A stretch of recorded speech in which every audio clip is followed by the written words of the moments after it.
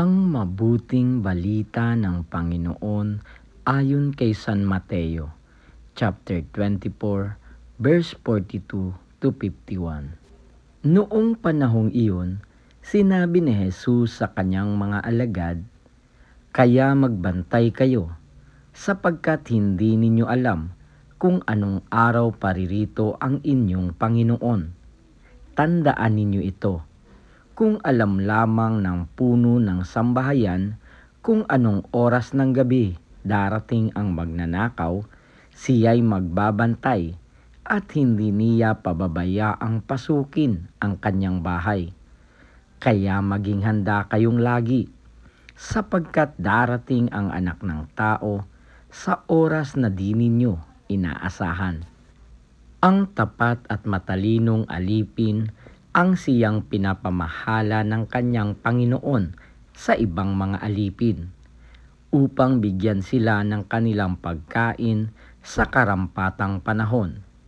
Mapalad ang aliping iyon kapag dinatnan siyang gumagawa ng gayon sa pagbabalik ng kanyang Panginoon.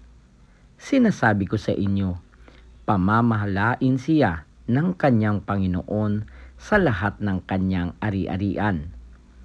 Ngunit kung masama ang aliping iyon, sasabihin niya sa sarili, "Matatagalan pa bago magbalik ang aking Panginoon," at sisimulang bugbugin ang kanyang mga kapwa-alipin at makipagkainan at makipag-inuman sa mga lasenggo. Babalik ang Panginoon ng aliping iyon sa araw na hindi niya inaasahan at sa oras na hindi niya alam. Buong higpit na parurusahan siya ng Panginoon at isasama sa mga mapagpaimbabaw. Dooy tatangi siya at magngangalit ang kanyang ngipin. Ang mabuting balita ng Panginoon.